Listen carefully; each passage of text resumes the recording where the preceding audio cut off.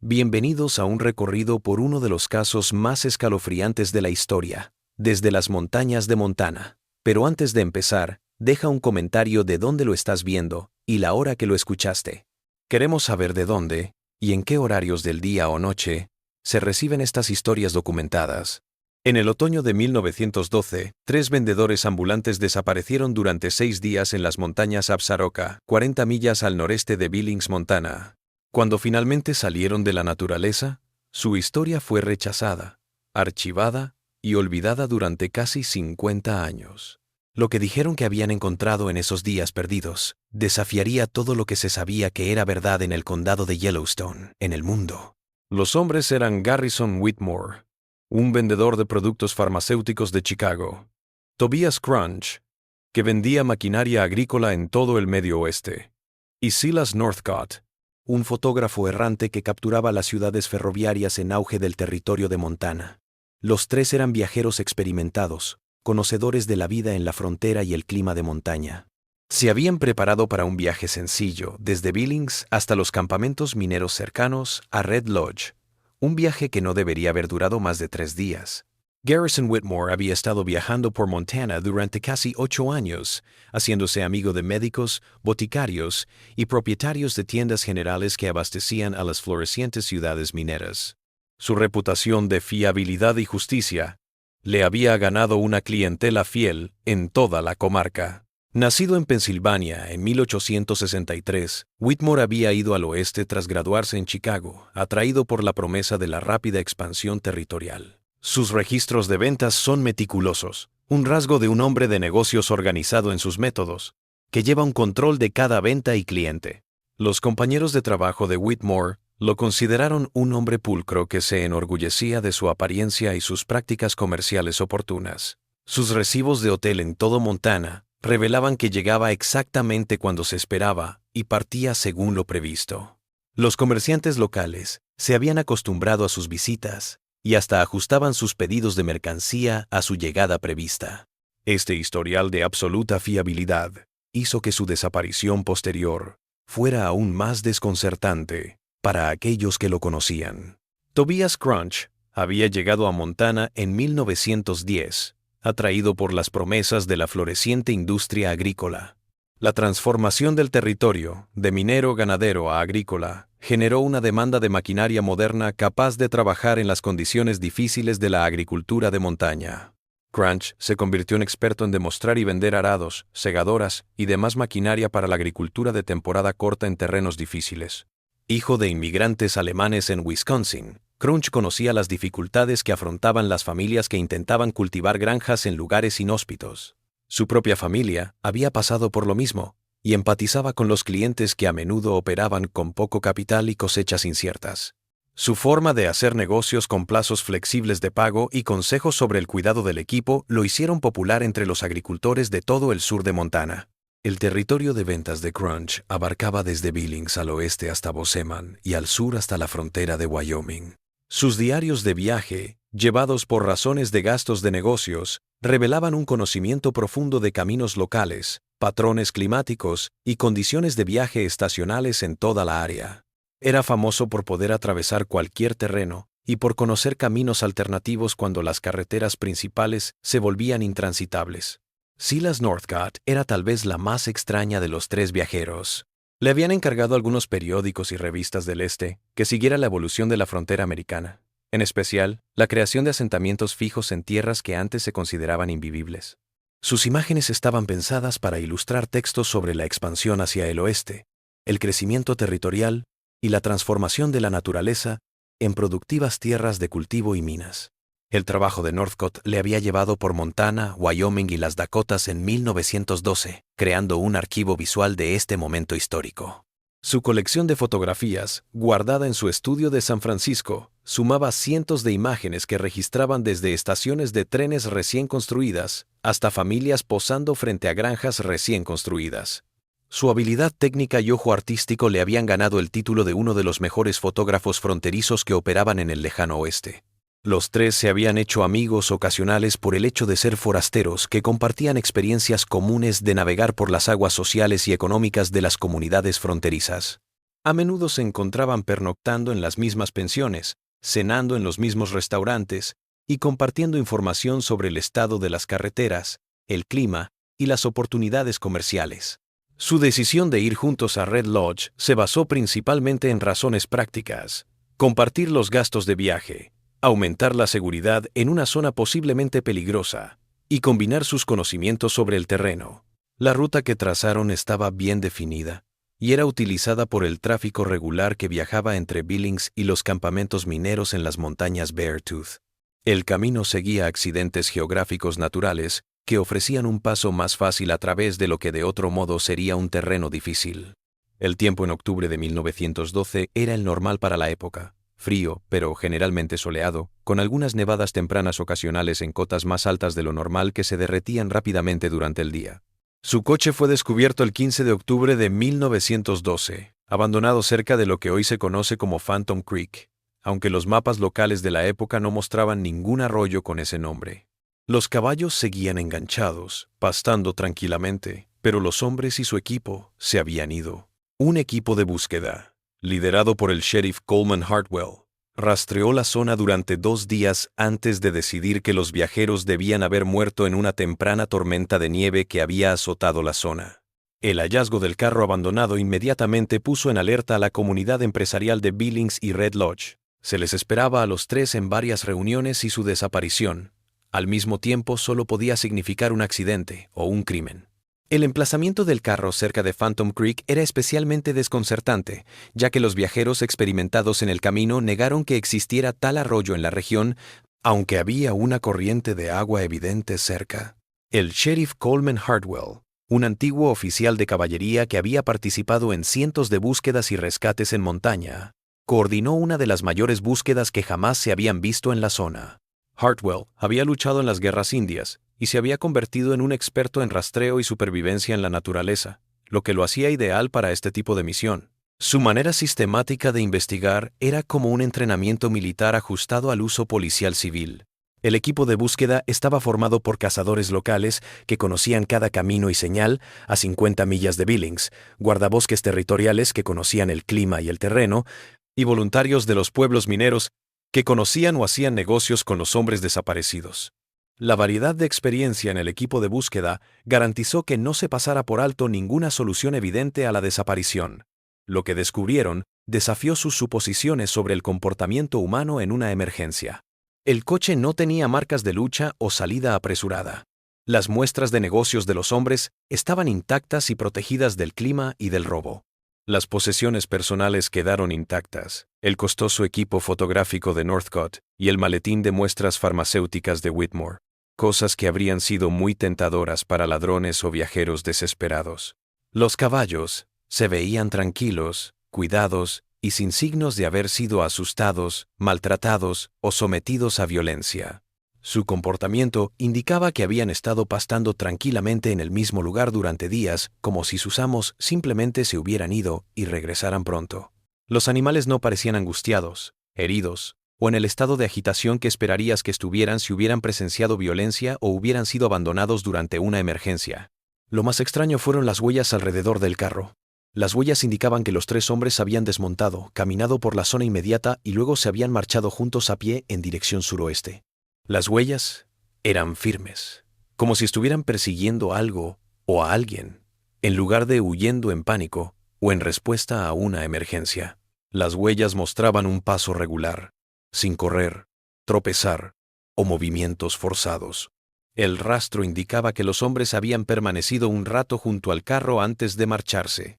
Parecía que habían abandonado a propósito el carro y habían seguido a pie. Pero después de unas 200 yardas, las huellas simplemente se desvanecieron en un terreno rocoso que debería haber guardado alguna señal de su paso.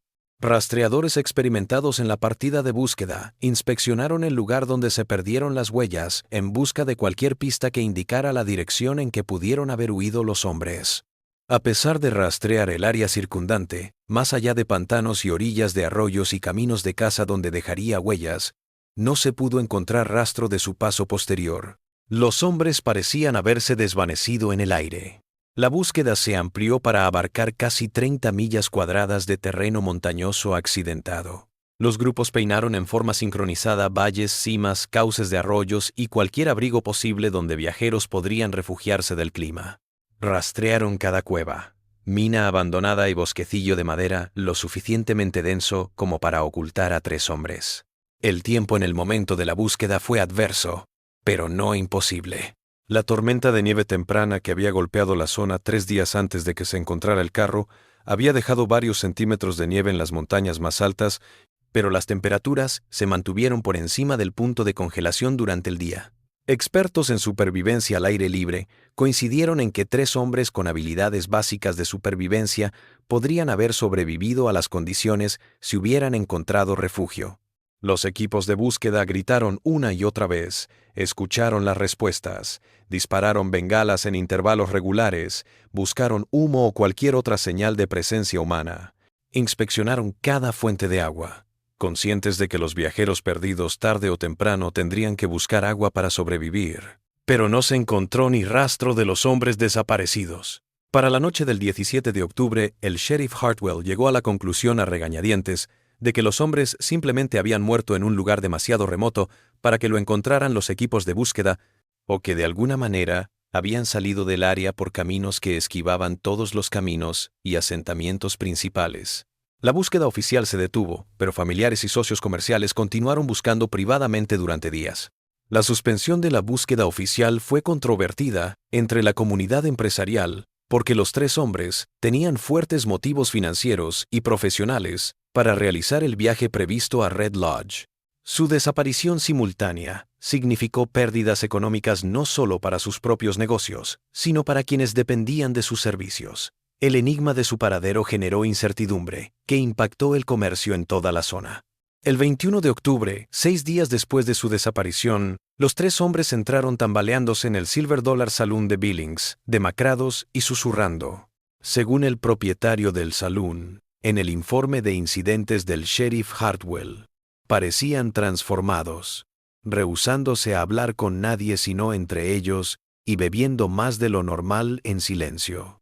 Cuando les preguntaron dónde habían estado, dijeron que no recordaban los días perdidos. El Silver Dollar Saloon era un próspero bar local, frecuentado por vendedores ambulantes, funcionarios territoriales y hombres de negocios. El propietario del saloon, Patrick Murphy, conocía a los 3 desde hace años que iban a Billings. El conocimiento de Murphy, de su comportamiento habitual, hizo que su aspecto y comportamiento modificados fueran especialmente alarmantes. Murphy más tarde lo llamó una entrada, como no había visto nada en sus 20 años, dirigiendo el salón. Los 3 hombres caminaban juntos, pero separados, cada uno perdido en sus pensamientos privados y problemáticos. Se sentaron en una mesa en la esquina, lejos de otros comensales, y hablaron en susurros inaudibles para el resto del restaurante. El aspecto de los hombres impactó a quienes los conocían. Garrison Whitmore, siempre tan cuidado en su vestir, parecía que no había dormido ni comido en días. Su ropa, normalmente impecable, estaba arrugada y sucia, su cabello despeinado y se movía con la cautela de alguien que está al borde del agotamiento. Más perturbador fue el cambio en sus ojos, que Murphy dijo que parecían haber perdido su habitual vigilancia y confianza. Tobias Crunch se veía igual de descuidado, pero su forma de actuar era tal vez más perturbadora que su apariencia. Un hombre sociable, que bebía y charlaba con forasteros y lugareños, ahora se sentaba en silencio, revisando las puertas y ventanas del salón, como si esperara que alguien indeseable entrara. Se sobresaltaba ante ruidos que nunca antes le habían molestado, y sus manos temblaban cuando levantaba su bebida. La de Silas Northcott fue tal vez la más preocupante. Como fotógrafo siempre había sido observador, siempre atento a detalles de luz, composición o comportamiento humano que pudieran ser dignos de ser fotografiados. Ahora se sentaba y miraba nada, ajena a lo que sucedía a su alrededor, respondiendo a preguntas simples solo después de retrasos que indicaban problemas para procesar la información. Murphy observó que los 3 hombres parecían estar en una conversación constante entre ellos, pero en susurros tan bajos que eran inaudibles para otros clientes o empleados. A veces uno de ellos sacudía la cabeza con fuerza o hacía un gesto de negación como si rechazara algo que los demás hubieran propuesto. Otros días todos se quedaban callados al mismo tiempo. sentado sin moverse durante minutos antes de continuar sus conversaciones susurradas. El sheriff Hartwell se enteró de su regreso 1 hora después de que entrara al salón. Cuando les preguntó por su paradero, primero fueron vagos y contradictorios en sus respuestas. Whitmore dijo que se perdieron y estuvieron buscando la manera de regresar a su auto. Crunch dijo que habían tenido problemas mecánicos que tardaron días en solucionarse. Northcott no respondió, sus ojos fijos en la distancia con la mirada de alguien que está perdido en recuerdos perturbadores. La primera entrevista de Hartwell con los hombres tuvo lugar en el salón. Se negaron a ir a su oficina. El entrenamiento militar del sheriff le había enseñado a detectar los signos de estrés psicológico severo, y los 3 hombres mostraban signos de haber pasado por algo traumático. Sus evasivas y su negativa a hablar de lo que había hecho mientras estaba fuera señalaban temor, no confusión o vergüenza. No fue hasta horas y varias botellas de whisky después que Garrison Whitmore pudo hablar con claridad sobre lo que había sucedido. Su narración, registrada por el ayudante del mariscal Edwin Cray, describió un hallazgo que desafió toda explicación racional, todas las suposiciones sobre la geografía y los patrones de asentamiento de Montana. El relato inicial de Whitmore fue titubeante, como si no estuviera seguro de confiar en sus propios recuerdos de lo sucedido. Dijo que había seguido un camino de venados por una ladera suave hasta un valle que parecía más grande y fértil que la tierra de alrededor.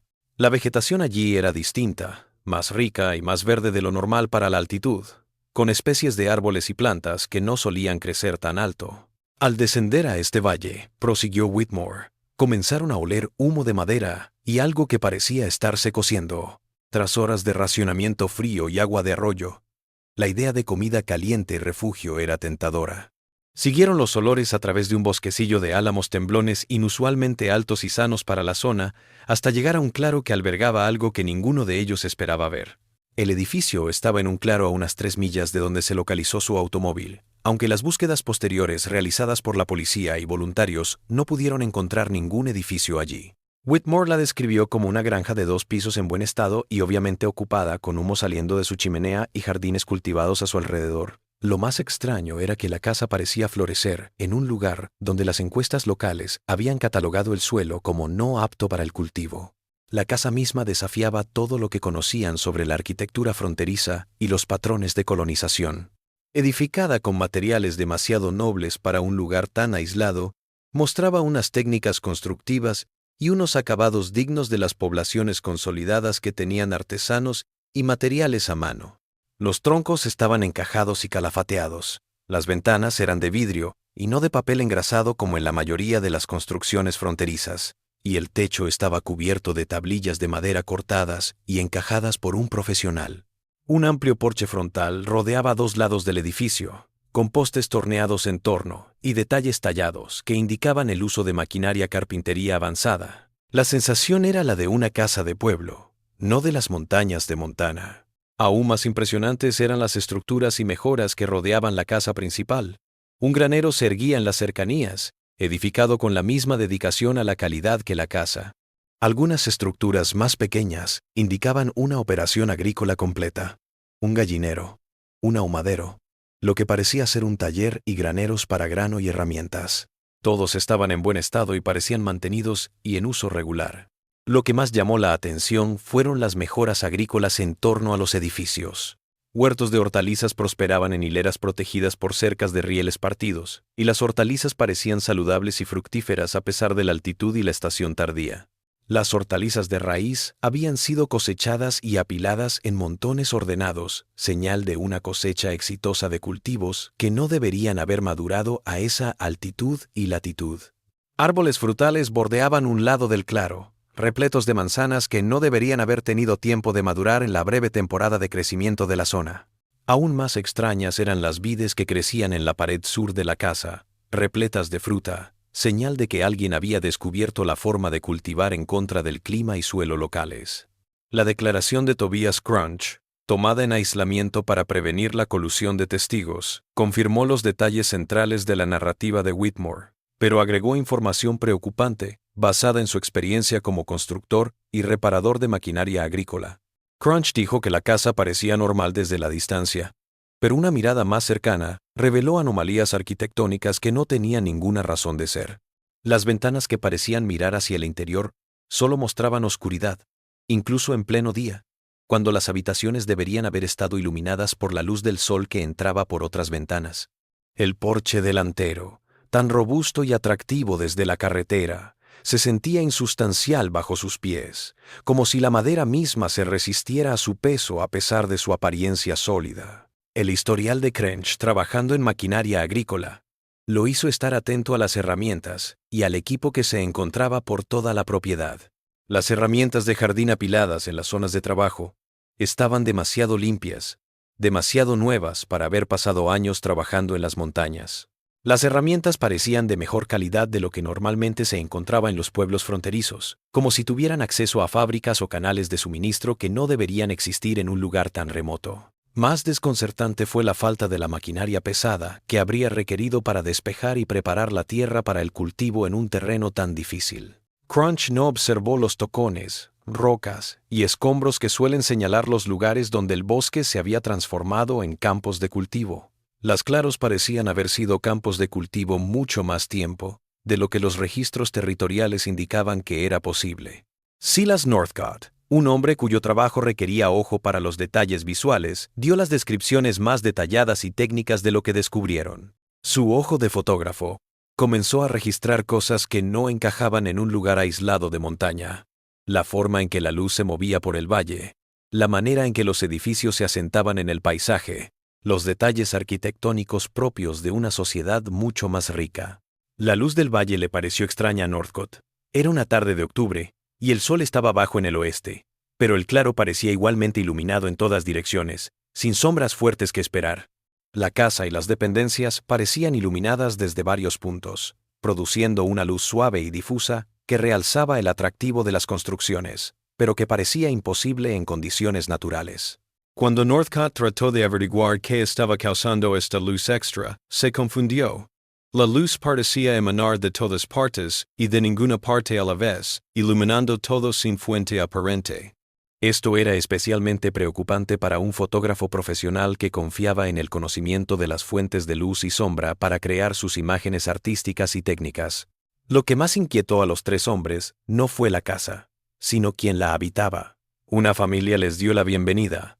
Un hombre que solo conocían como Jacob, su esposa Margarita y algunos hijos, cuyo número y nombres los viajeros dijeron que nunca pudieron precisar. La familia hablaba en inglés, pero con un acento que ninguno de los tres pudo reconocer, a pesar de haber viajado por comunidades de inmigrantes en todo el medio oeste americano. Jacob parecía un hombre de unos 50 años, alto y delgado, con el pelo encanecido y los ojos mucho más viejos que su cara. Su ropa estaba limpia, pero parecía cosida a mano en lugar de comprada en una tienda. Calzaba botas de trabajo, pero mejor confeccionadas que todo lo que hubieran visto en los pueblos fronterizos.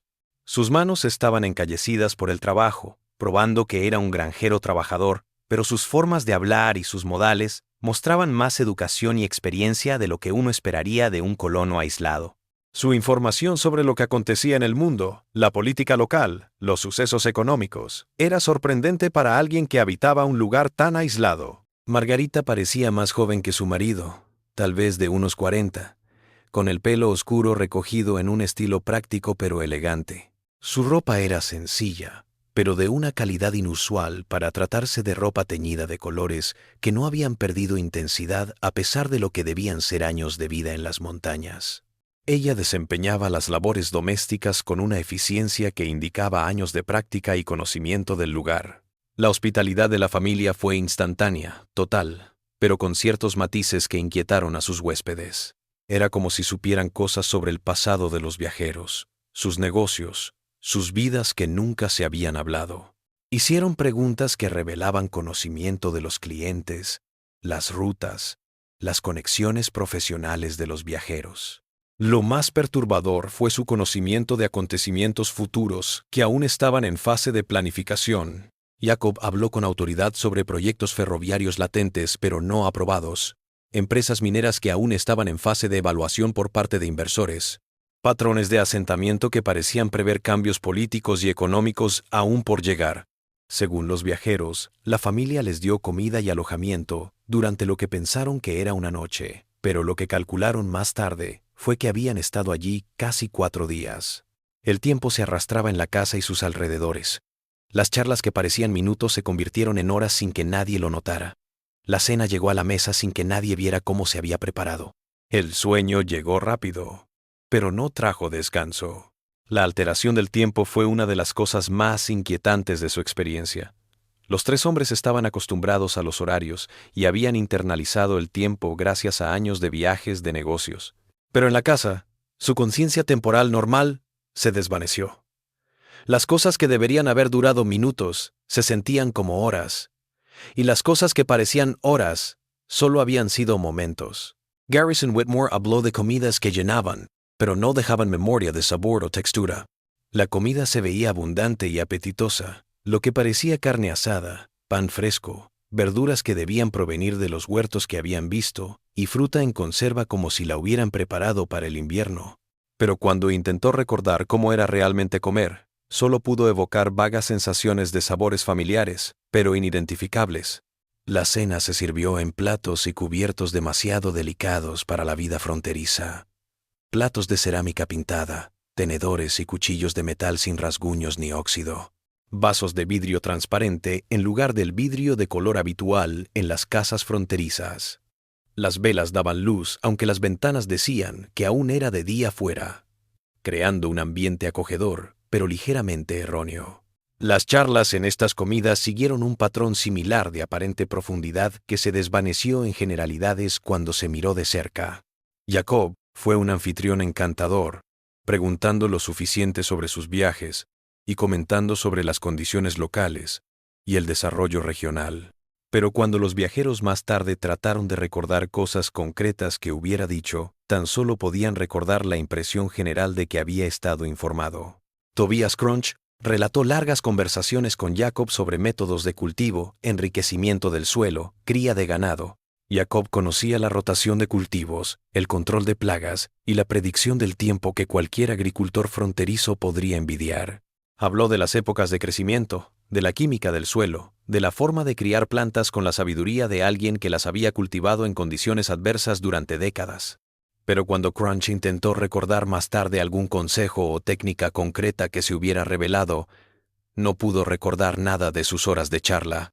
El conocimiento, que había parecido tan completo y útil en la conversación, se desvaneció de su mente al alejarse de la casa. El hecho de que la familia pareciera conocer la historia de sus invitados añadió una capa extra de incomodidad. Hicieron preguntas que implicaban un conocimiento previo de las raíces mercantiles de los viajeros, las relaciones con los clientes, los retos profesionales. Mencionaron lugares y nombres del pasado de los viajeros con una exactitud casual que parecía imposible a menos que tuvieran información que no habían revelado. Lo más perturbador fue su conocimiento de eventos futuros y oportunidades de negocios aún en proceso. Jacob parecía conocer todo sobre los planes de expansión ferroviaria, las decisiones sobre reclamos mineros y los acontecimientos políticos territoriales que permanecerían en secreto durante meses. Cuando le preguntaron cómo lo sabía, dijo que solo era un buen observador que sabía leer las señales, pero su información era demasiado detallada como para haberla deducido solo observando. Los fallos en la cámara de Silas Northcott fueron tal vez la señal más clara de que algo inusual estaba sucediendo. Northcott presumía de su pericia técnica y de la fiabilidad de sus cámaras y equipos de revelado. Se había pasado años puliendo sus habilidades de fotografía al aire libre en situaciones extremas, y su equipo había funcionado a la perfección en sus aventuras por Montana. Cuando Northcott trató de fotografiar la casa y a sus ocupantes, todo parecía normal al principio en términos de configuración y exposición. Las lecturas de su medidor de luz coincidían con las condiciones de luz observadas. La configuración de su cámara parecía la adecuada para los sujetos y las condiciones ambientales, y las imágenes a través de su visor mostraban lo que esperaba capturar. Los problemas de la fotografía no se hicieron evidentes hasta la noche. En el revelado, las placas que deberían haber mostrado imágenes nítidas de la casa, los jardines, la familia, solo revelaban un gris plano, como si ninguna luz hubiera alcanzado la emulsión fotográfica durante la exposición. Pero las placas tomadas justo antes y después de la foto de la casa se revelaron normalmente, mostrando imágenes nítidas del paisaje circundante. La primera idea de Northcott fue que había fallado en algo técnico al prepararlo o ejecutarlo. Repitió los esfuerzos al día siguiente, prestando aún más atención a los detalles técnicos, usando químicos frescos y revisando la configuración de su cámara varias veces. Los resultados fueron los mismos. Placas en blanco, donde deberían haber quedado grabadas imágenes de la casa y sus moradores. Más perturbadores fueron sus esfuerzos por fotografiar a cada miembro de la familia por separado. A veces, las placas estaban vacías, como las fachadas de la casa. Otras veces, exponían imágenes incompletas, trozos de ropa, muebles, sombras humanas, pero ninguna figura definida. En 2 ocasiones, las placas reveladas mostraron fotografías de personas, pero no de las personas que Northcott recordaba haber fotografiado. El trato de la familia con sus invitados fue aparentemente hospitalario, pero con ciertos detalles que fueron generando tensión psicológica. Parecían contentos de tener invitados y se esforzaron en que estuvieran cómodos, pero su forma indicaba que la aparición de los viajeros había sido más esperada que inesperada. Margarita siempre se adelantaba a las necesidades de sus invitados antes de que abrieran la boca, ofreciendo la ayuda precisa en el momento oportuno. Cuando se le agradecía su atención, respondía como si su comodidad fuera algo natural y no el resultado de un gran esfuerzo de su parte. Su dominio de las labores domésticas era tan absoluto que el trabajo se realizaba casi por sí solo, sin necesidad de intervención. Lo mejor fue que tanto Jacob como Margarita hablaban con frecuencia de la llegada de sus huéspedes, como si se tratara de una visita prevista desde hace tiempo. Mencionaron que habían preparado, arreglado y dejado todo listo para su llegada. Cuando se les preguntó cómo sabían que llegaban viajeros, si sus propios planes habían sido improvisados y perdidos accidentalmente, la familia se puso vaga. La presencia de los herederos familiares añadió otra capa de incomodidad psicológica a la atmósfera. Su número preciso parecía fluctuar, dependiendo de a qué viajero se le preguntara y qué encuentro en particular se estuviera hablando. A veces parecían 2 personas, un hombre y una mujer de unos 20 años. Otras veces eran 3 o 4, cuyas edades y parentesco con Jacob y Margarita parecían transformarse según la ocasión. Los 3 convinieron en que estas hijas menores asistían a la mayoría de las comidas y charlas, pero aportaban poco más que su presencia silenciosa. Respondían si se les preguntaba directamente, con inteligencia y buenos modales, pero no revelaban nada sobre sí mismos, sus historias o sus vidas en el valle aislado. Lo más perturbador era su habilidad para aparecer y desaparecer sin ser detectado. Los viajeros se daban cuenta de que alguien había estado en la conversación, asintiendo, gesticulando o añadiendo una palabra aquí y allá, pero no podían recordar cuándo se había unido al grupo, ni cuánto tiempo había estado escuchando. Igualmente, notaban que alguien que había estado en una reunión ya no se encontraba presente, aunque no habían visto a nadie marcharse. Northcott dijo que siempre lo estaban mirando, pero nunca podía pillarlos mirándolo. Su presencia generaba un aura de evaluación o juicio que impedía cualquier relajación ordinaria, aunque nunca hicieron ni dijeron nada explícitamente amenazante o inapropiado. En lo que los viajeros pensaron que era su última mañana en la casa, Jacob se ofreció a acompañarlos de vuelta a su coche. Dijo que conocía un atajo que les ahorraría mucho tiempo y esfuerzo, mostrando el tipo de conocimiento geográfico local que uno esperaría de alguien que había vivido en la región durante años. El camino que tomó Jacob parecía ascender suavemente al principio y luego más pronunciadamente a medida que se alejaban del valle. La vegetación se transformó a medida que ascendían. De nuevo aparecieron los familiares pinos, álamos y arbustos que esperaban encontrar a esa altura. El aire se volvió más seco y fino, y la calidez del valle fue sustituida por la característica frescura de montaña que recordaban de su primer viaje. Lo que inquietó a los viajeros fue la rapidez con la que los puntos de referencia familiares comenzaron a surgir. Apenas habían salido de casa, pero ya podían ver rocas familiares y líneas de cresta que deberían haberles llevado horas de extenuante caminata a alcanzar.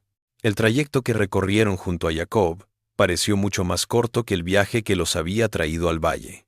Cuando le preguntaron a Jacob por la diferencia en el tiempo de viaje, aclaró que su primera ruta los había llevado por un terreno complicado que exigía rodeos y retrocesos. Dijo que los estaba llevando por un camino más recto que el que los había retrasado al principio. Su explicación tenía sentido, pero no explicaba la diferencia tan grande en la distancia y el esfuerzo que se necesitaba. Mientras se alistaban para partir, Jacob les dio instrucciones precisas para alcanzar Billings y evitar lo que llamó zonas complicadas. Habló como si conociera la zona al dedillo, dando detalles sobre el estado de los caminos, las fuentes de agua y los peligros climáticos que demostraron ser exactos cuando regresó. Pero cuando los viajeros más tarde trataron de utilizar su mapa para localizar de nuevo el valle y la casa, las indicaciones les llevaban a lugares que no encajaban con lo que recordaban haber atravesado. Los puntos de referencia que había nombrado estaban allí, pero las distancias entre ellos no eran como lo recordaban. Las últimas palabras de Jacob para ellos fueron una advertencia de no regresar a lugares que prefieren permanecer ocultos. Habló como si los lugares tuvieran voluntad, como si eligieran cuándo rebelarse. Cuando se le presionó para que explicara, se volvió evasivo, diciendo solo que algunos lugares prefieren regular sus propios visitantes. El regreso a Billings solo duró unas horas, pero para los viajeros pareció mucho más tiempo. Llegaron a la ciudad desorientados y sin poder explicar dónde habían estado. El reloj de cada cual se había parado en una hora distinta.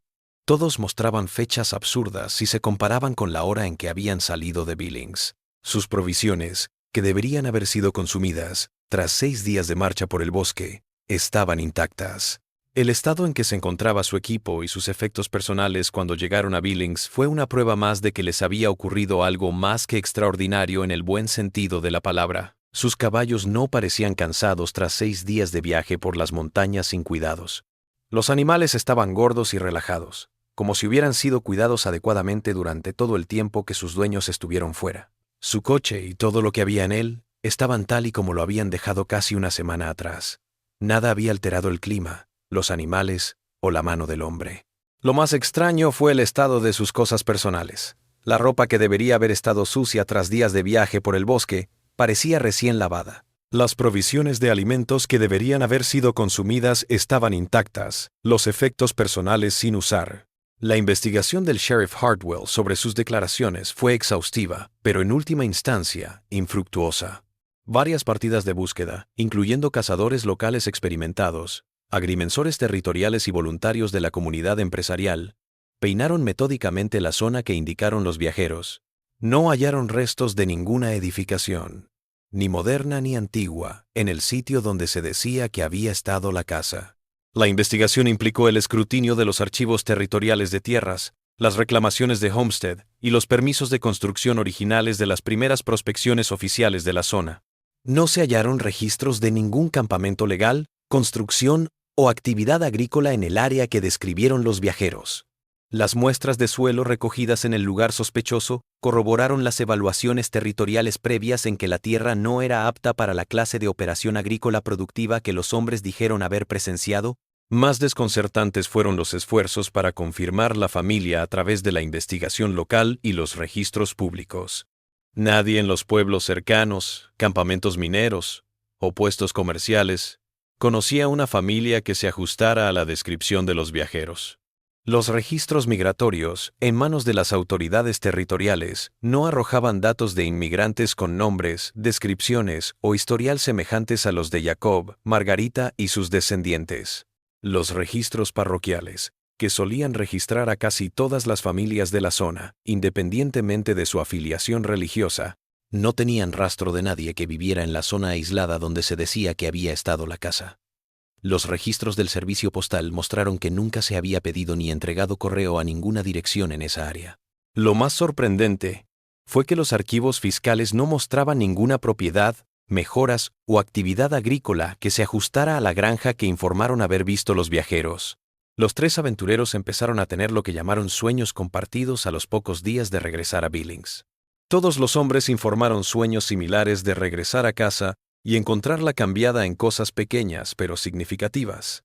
Se revelaban más habitaciones tras puertas que no habían notado mientras estaban despiertos. La familia parecía más grande, con familiares y visitantes que no habían estado allí cuando él llegó. En los sueños, hablaban con la familia como si no hubiera pasado el tiempo desde que se habían ido. La familia parecía decepcionada de que se hubieran ido tan rápido, como si esperaran visitas más largas y se hubieran perdido de algo por su partida anticipada. Lo más perturbador eran las conversaciones nocturnas, en las que la familia parecía estar al tanto de las acciones presentes y futuras de los viajeros. Lo que soñaban juntos era frustrantemente inalcanzable. Cada viajero despertaba con la sensación de que algo se había revelado, algo se había respondido, algo se había aclarado. Pero cuando intentaba recordar detalles concretos, solo aparecían trozos, frases, sensaciones, imágenes que parecían importantes, pero que no podía descifrar. Garrison Whitmore se obsesionó con volver al lugar donde dijeron que estaba la casa. Desobedeció a las autoridades locales, desafió al sheriff Hartwell en repetidas ocasiones, y trató de mover el valle y a su gente por sí solo. Cada viaje lo dejaba desaparecido por horas antes de volver a su carro sin recordar lo que había hecho. La primera expedición en solitario de Whitmore fue meticulosamente planificada y equipada. Llevaba provisiones para 2 días, dejó un plan detallado de dónde la buscaría y arregló controles regulares con el sheriff Hartwell. Pero todas estas medidas resultaron insuficientes.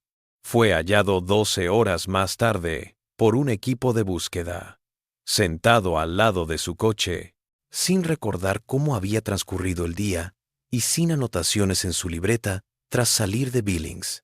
Su segundo intento fue aún más perturbador.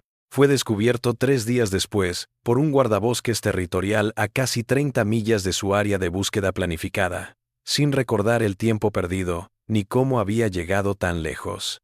Sus provisiones indicaban que había estado comiendo y bebiendo regularmente, pero no recordaba comidas, paradas de descanso ni refugio. Tras el tercer incidente, el sheriff Hartwell advirtió a Whitmore que no se lanzarían más búsquedas si persistía en sus incursiones no autorizadas. La advertencia fue impulsada por una preocupación real por la seguridad de Whitmore y la sospecha entre los lugareños de que se estaba volviendo errático y peligroso. Tobias Crunch abordó la investigación de su experiencia compartida de una manera diferente. Se pasó semanas en Billings hablando con lugareños de toda la vida sobre la historia local, el folclore, los avistamientos inexplicables. Su búsqueda metódica desenterró una serie de relatos similares que databan del periodo territorial más temprano, lo que indicaba que tales encuentros no eran desconocidos en la zona. Crunch encontró historias de la década de 1880 y 1890 de viajeros, topógrafos y cazadores que informaron avistamientos similares en la misma área general. Un agrimensor territorial, Morrison, había tropezado con una familia que residía en un valle que sus mapas oficiales mostraban como deshabitado e impropio para la colonización. Los agrimensores de ferrocarriles en 1889 informaron haber descubierto una granja donde no debería haber estado. Un equipo de caza de 1885 relató haber sido conducido a un lugar seguro por los habitantes de una granja que no pudieron encontrar cuando volvieron a dar las gracias a sus anfitriones. Cada historia tenía ecos del incidente de 1912. El descubrimiento de estructuras habitadas en lugares catalogados como deshabitados, familias que parecían conocer la historia personal de los visitantes de una manera imposible. La incapacidad de encontrar las ubicaciones nuevamente, a pesar de tomar notas precisas de puntos de referencia y lecturas de brújula. Lo importante era que todos los casos anteriores habían sido investigados por las autoridades locales y rechazados con explicaciones oficiales que culpaban a la confusión, el mal de altura o la exposición a bolsas de gas natural. El patrón de investigar y descartar sugirió fenómenos naturales recurrentes que distorsionaban la percepción humana o un esfuerzo deliberado por desviar la atención pública de ciertas áreas. Silas Northcott dedicó la tarde que siguió al incidente a revisar su equipo fotográfico y las extrañas placas de la casa, pero tras revisarlo a fondo por fotógrafos en Billings, Denver y Chicago, no se pudo dar ninguna razón técnica por la que fallara su equipo.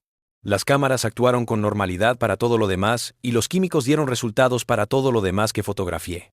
El estudio experto de las placas en blanco y en fragmentos reveló rasgos enigmáticos que desafiaban toda explicación conocida. Las emulsiones fotográficas daban signos de reacciones químicas normales y de tiempo suficiente en la exposición y en el revelado, pero la ausencia de imágenes apuntaba a una oscuridad absoluta en el momento de la exposición, o a la interferencia de algo desconocido que bloqueó el registro fotográfico habitual. Más perturbadoras fueron las imágenes fragmentadas que emergieron en algunas placas. Cuando se vieron ampliadas, estas revelaban formas vagas que parecían representar personas y edificios, pero no aquellos que Northcott recordaba haber fotografiado.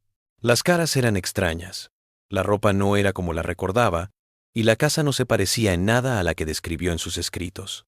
Para noviembre de 1912, la investigación oficial se cerró. El informe final del sheriff Hartwell atribuyó el incidente a una desorientación temporal causada por la altitud, el clima y la posible exposición a depósitos de gas natural conocidos por existir en ciertas partes de la cordillera. A los 3 viajeros se les recomendó buscar atención médica por posibles daños neurológicos de su ordalía. La conclusión oficial no satisfizo a nadie directamente implicado en el caso, pero dio un cierre administrativo que permitió que las actividades comerciales y de viaje regulares se reanudaran en la zona. La teoría del gas natural fue planteada por un geólogo local que dijo que ciertas partes de la cordillera Absaroka tenían bolsas subterráneas que podrían alterar la mente si se liberaran en la atmósfera en condiciones particulares. Los exámenes médicos de los 3 viajeros no mostraron signos evidentes de daño corporal por su ausencia de 6 días, pero las capacidades médicas fronterizas no eran lo suficientemente avanzadas como para detectar posibles alteraciones neurológicas sutiles por exposición ambiental u otras causas. Los médicos que los atendieron no les hallaron problemas de salud inmediatos, pero les advirtieron estar atentos a síntomas tardíos. Los hombres salieron de Billings días después de que la investigación se cerrara oficialmente. De vuelta en Chicago, Whitmore aparentemente retomó su labor como farmacéutico, pero con menor desempeño y mayor aislamiento de sus compañeros. Sus compradores observaron alteraciones en su conducta y confiabilidad que poco a poco fueron destruyendo las relaciones de negocios que durante años había cultivado. Se instaló en Denver, trabajando para una empresa de equipos de minería que implicaba menos viajes y lo mantenía en lugares más poblados. Su nuevo negocio se dedicó a minas ya establecidas, en vez de a la agricultura fronteriza que antes le servía de mercado, y así evitó las granjas aisladas que antes eran su principal cliente. Los compañeros observaron que se ponía tenso al mencionar su pasado en Montana. Northcott se trasladó a San Francisco, donde se dedicó a la fotografía arquitectónica y de estudio en la ciudad. Lo que siguió después de 1912 cambió radicalmente en estilo y contenido. Ya no tenía nada de la mirada observadora espontánea de su documentación fronteriza anterior. Rechazó cualquier encargo que tuviera que ver con asuntos rurales o fronterizos, y jamás volvió a aceptar trabajo que exigiera largos desplazamientos por zonas aisladas. Durante casi 40 años, el incidente quedó enterrado en los archivos del condado de Yellowstone, mencionado solo en los informes anuales del sheriff Hartwell como un ejemplo de los peligros que acechan a los viajeros en las montañas. Los 3 hombres nunca volvieron a hablar tras salir de Montana y sus carreras separadas no dieron ninguna señal de que siguieran hablando o investigando lo que habían vivido. El caso podría haberse perdido en el tiempo si no hubiera sido por un hallazgo casual en 1951. Un estudiante de posgrado de la Universidad de Chicago, Marcus Delacqua, tropezó con el nombre de Whitmore mientras investigaba anomalías entre las encuestas territoriales oficiales y los patrones reales de asentamiento. Delacqua estaba estudiando por qué algunas regiones permanecían despobladas a pesar de tener condiciones favorables para la agricultura o la minería. Whitmore, ahora de 63 años y retirado, se negó a hablar sobre el caso de Montana. Solo tras mostrarle a Delacqua agujeros similares en los archivos territoriales de otras partes, el antiguo vendedor de medicinas accedió a contar su historia. Lo que emergió fue una narrativa sin cambios, desde su declaración inicial de 1912 hasta detalles que nunca habían llegado a los informes oficiales. El estudio de Delacqua mostró que la memoria de Whitmore de lo que había sucedido 40 años atrás era sorprendentemente precisa. Dio información arquitectónica, notas agrícolas, conversaciones que parecían haberse quedado grabadas durante las décadas intermedias. Lo más importante es que dejó entrever que su experiencia no terminó cuando dejó Montana, hablando de años de sueños y coincidencias extrañas que cree que están relacionadas con su encuentro con la familia enigmática. Las búsquedas de Tobias Crunch y Silas Northcott tuvieron un éxito parcial. Crunch había fallecido en Denver en 1948, pero la casera abrió sus archivos personales, que contenían apuntes de primera mano sobre el incidente de Montana, entre ellos un mapa dibujado a mano que mostraba la ubicación aproximada de la casa y lecturas de brújula y marcadores geológicos que Crunch parecía haber memorizado y reconstruido a partir de la memoria. Los archivos de Crunch mostraron que había seguido investigando el incidente de Montana toda su vida, escribiendo a historiadores territoriales y reuniendo historias de incidentes similares en otras fronteras. Sus apuntes parecían indicar la convicción de que la casa y sus habitantes formaban parte de un patrón más amplio de sucesos anómalos en el oeste americano. Silas Northcott fue más difícil de encontrar. Había vivido y trabajado en California para varios estudios fotográficos, antes de abrir el suyo propio en Oakland. Cuando finalmente fue localizado en 1952, sufría de lo que su médico consideró demencia temprana, pero sus recuerdos de lo sucedido en Montana eran coherentes con los relatos de sus compañeros. Aunque se deterioró su estado mental, Northcott guardó algunas de las extrañas placas fotográficas de 1912 como curiosidades sin valor aparente comercial o artístico. Cuando se analizaron con métodos que no existían en 1912, las placas revelaron las mismas imágenes blancas y rotas que habían desconcertado a los primeros investigadores, pero las técnicas modernas revelaron cosas que nadie había notado antes y que parecían aún más desconcertantes. Colaborando con historiadores locales y el mapa reconstruido de Crunch, Delacqua lideró una expedición completa a través de la cordillera Absaroka en el verano de 1953. El equipo contó con geólogos, arqueólogos y topógrafos que usaron instrumentación moderna para hacer el estudio más completo del sitio que se había intentado. Los escaneos terrestres mostraron algunas anomalías en el suelo en los lugares en que se decía que había estado la casa, incluidas algunas zonas con material mineral muy distinto al suelo de alrededor. Algunas zonas revelaron signos de enriquecimiento orgánico compatible con el uso agrícola a largo plazo, aunque no había estructuras evidentes ni suelo descubierto. Aún más intrigante fue la evidencia fotográfica que parecía replicar la de Northcott en 1912. Las fotografías aéreas desde algunos ángulos revelaron patrones extraños de luz y sombra que no se correspondían con el terreno ni la vegetación. Estas anomalías aparecieron siempre en los mismos lugares, pero no pudieron ser reproducidas en lugares cercanos, con topografía y condiciones de luz similares. La investigación local de 1953 arrojó más datos históricos que no salieron a la luz en la investigación original de 1912. Algunos vecinos mayores de los pueblos cercanos recordaban cuentos familiares sobre la casa, siempre como advertencias de mantenerse alejado. Estas leyendas orales proponían que los encuentros con la casa habían ocurrido antes de la época territorial. Un informe de primera mano vino de una anciana Crow llamada Helen Two Bears, cuyo abuelo había sido guía para los primeros topógrafos territoriales. Los topógrafos tribales habían jurado haber visto una casa en un lugar imposible, pero sus mapas oficiales nunca lo mostraron. Two Bears dijo que su abuelo pensaba que la casa se mostraba solo a aquellos que estaban perdidos en más formas que en dirección. La mirada tribal aportó ese contexto cultural que tanto había faltado en los estudios anteriores.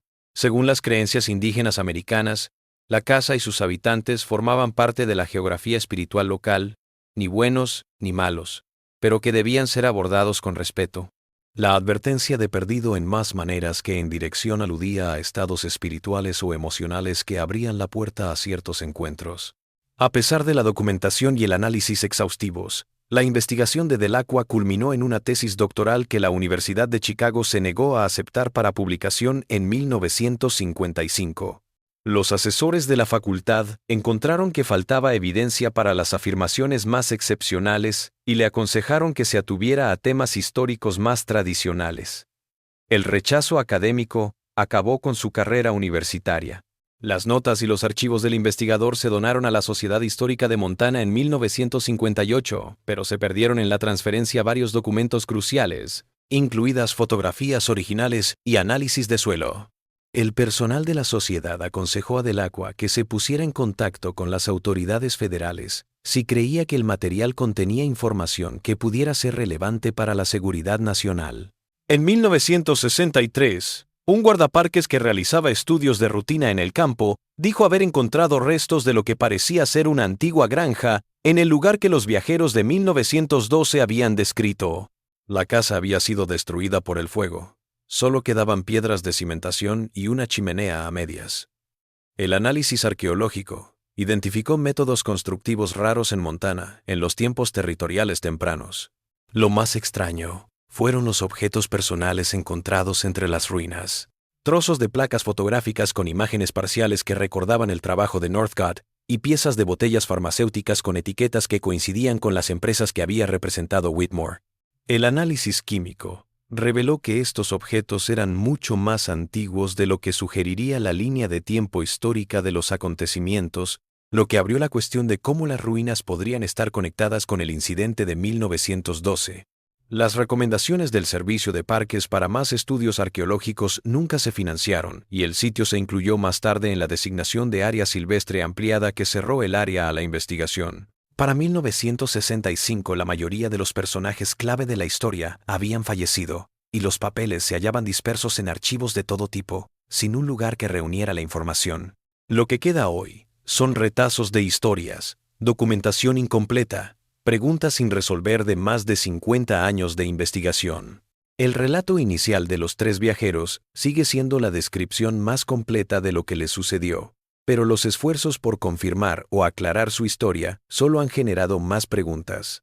Los turistas actuales de las montañas Absaroka a veces reportan sensaciones extrañas en los lugares donde se decía que estaba la casa. Estos informes suelen mencionar la sensación de ser observado, fallos en el equipo de navegación y la percepción de que el paisaje se ha movido de formas sutiles.